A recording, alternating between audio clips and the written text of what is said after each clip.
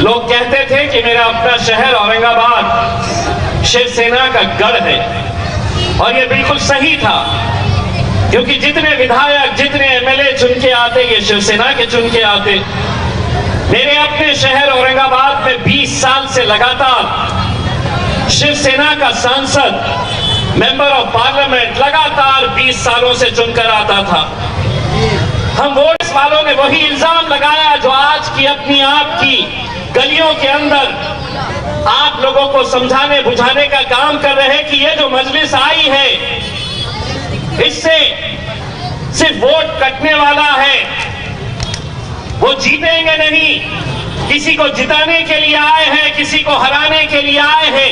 यही बातें, यही इल्जाम 2 साल पहले हमारे ऊपर भी लगाए जाते थे। हम जब औरंगाबाद में इलेक्शन लड़ने का फैसला किए तो कांग्रेस के शरद पवार साहब की राष्ट्रवादी कांग्रेस की पार्टी के बड़े बड़े दिग्गज नेता औरंगाबाद में आए और उन्होंने यही कहा कि अब तो शिवसेना का जीत बहुत पक्की हो चुकी है, क्योंकि एमआईएम आई है, वो सिर्फ वोट काटेगी।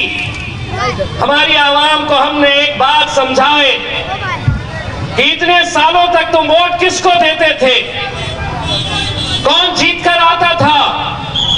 वो लोगों ने हमें जवाब दिया कि हम कांग्रेस को वोट देते थे, लेकिन जीतती थी शिवसेना 20 साल लगातार। तब हमने जाकर उनसे कहा, कांग्रेस वालों से, कि अब तुम्हें जीता कैसे जाता है? हमने 20 साल तुम्हें मौका दिए, लेकिन तुम जीत नहीं पाए। अब अल्हम्दुलिल्लाह हम तुम्हें बताएंगे कि जीता कैसे जाता है। और नतीजा ये हुआ कि 20 साल की शिवसेना के सांसद को, 20 साल जिस शहर के अंदर शिवसेना का झंडा लहराता था, उस झंडे को हमने उखाड़ फेंका और वहां पे मजलिस इत्तेहादुल मुस्लिमीन का झंडा हमने गाड़ा है। अगर हम ये औरंगाबाद में कर सकते हैं, तो मेरे नौजवानों, बुजुर्गों, साथियों, ये हम अहमदाबाद में भी कर सकते हैं। और सिर्फ अहमदाबाद में ही नहीं, बल्कि इस मुल्क के अंदर कई सारी ऐसी कॉन्स्टिट्यूएंसीज हैं कि जहां से आपका नुमाइंदा लोकसभा में जा सकता है, असेंबली के अंदर जा सकता है, लेकिन नहीं, वो समझते हैं कि ये जो कौम है, ये कभी एक जगह पे आ नहीं सकती, एक ताकत बनकर खड़े नहीं रह सकती। इन्हें बांटना बहुत आसान काम है, इन्हें बिखेरना बहुत आसानी से किया जा सकता है।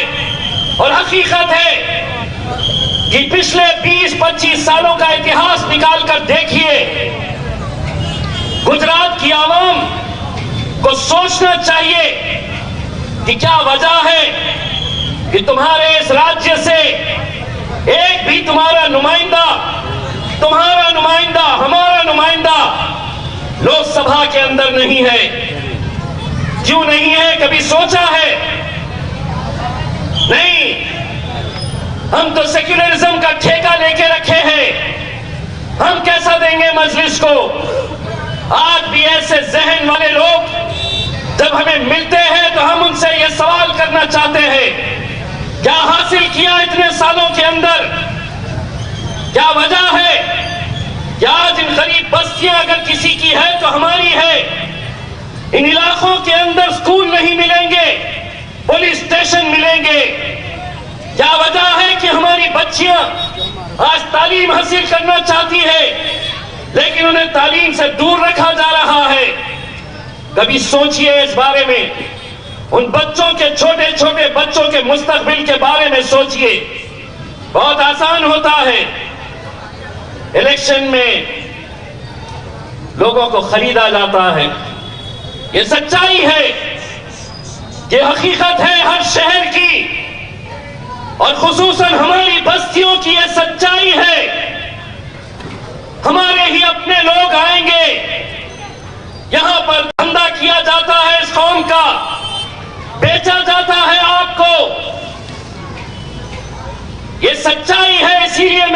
हूं कि इस मुल्क के अंदर अगर मुसलमानों की क़यादत खत्म हुई है, हर 5 साल के अंदर आबादी तो बढ़ रही है, लेकिन किसी जमाने में इस लोकसभा के अंदर आपके 35 एमपीज हुआ करते थे। हर एक की आबादी बढ़ रही, उनकी नुमाइंदगी भी बढ़ रही।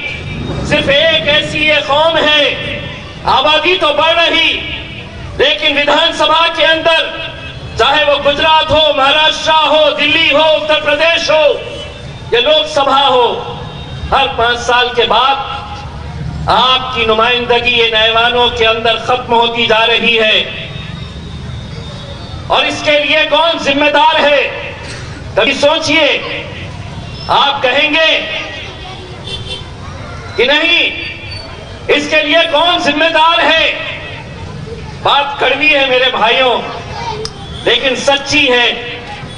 एक बार इस बात के ऊपर गौर करना कि अगर आज इस मुल्क के अंदर हमारी क़यादत खत्म हुई है, तो इसके लिए कोई गैर जिम्मेदार नहीं है। मुसलमानों को इस मुल्क के अंदर हमेशा मुसलमानों ने ही हराया है। ये सच्चाई है। कितनी गुलामी करेंगे?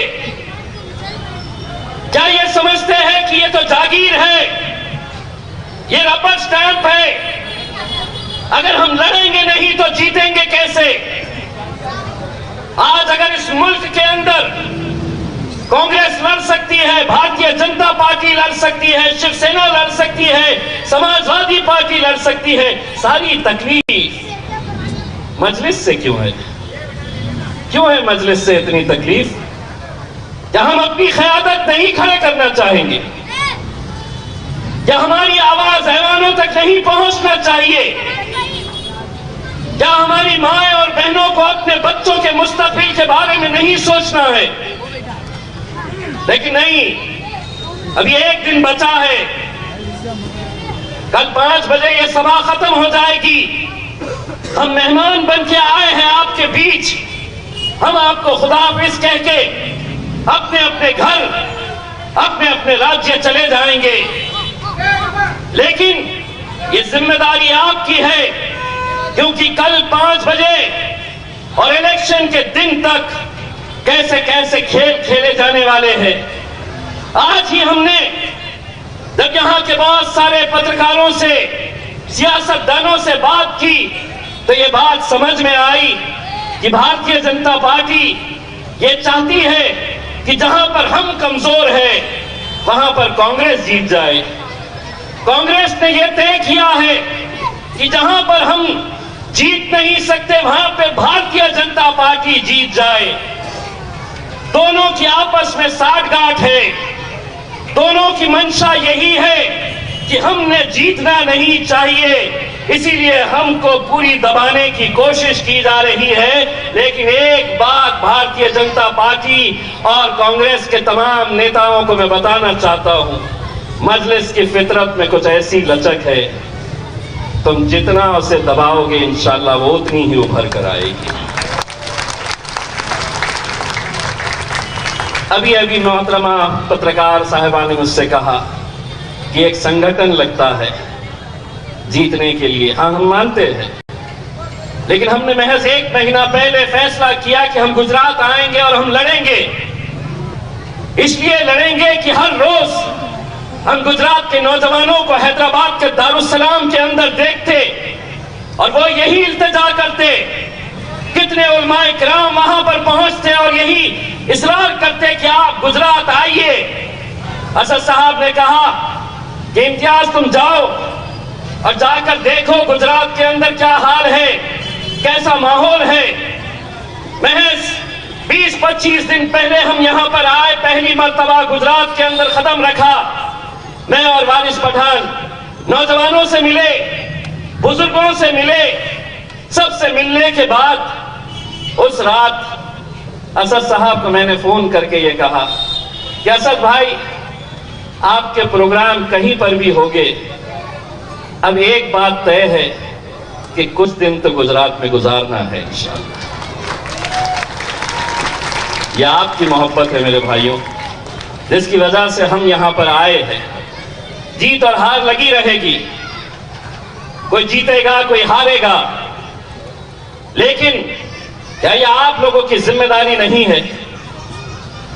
क्या 23 तारीख के दिन जब नतीजे आएंगे तो आपका ये बेटा, आपका भाई महाराष्ट्र के अंदर जब ये नतीजे सुनाए जाएंगे कि अहमदाबाद के अंदर मजलिस की इतनी सीटें निकली है, तो हमारा भी सीना फख्र से चौड़ा होना चाहिए कि मैं अपने भाई के बीच गया था और इत्तेहाद की भीख मांगा था। उसी भीख के अंदर आप लोगों ने ये इत्तेहाद के जरिए यहां पर मजलिस की जीत दिलाई है।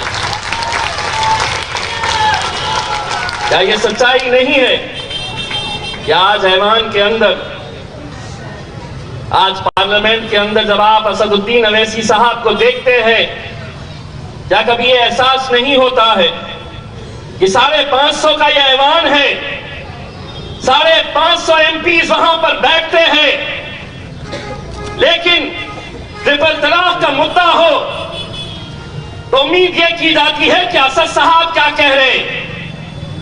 सीए एनआरसी की बात हो तो उम्मीद अपने उन नुमाइंदों से नहीं करते जिन्हें आपने वोट देकर वहां पर भेजा है। उम्मीद करते हैं कि असद साहब क्या कहेंगे।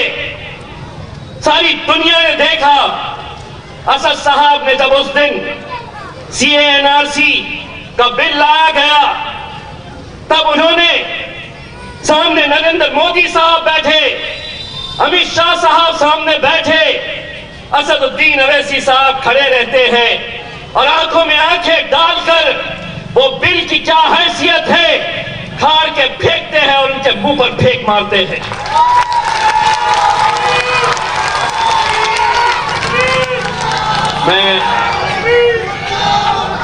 मैं उस वक्त, मैं जब ऐवान के अंदर, पार्लियामेंट के अंदर जब उन्हें देखता हूं,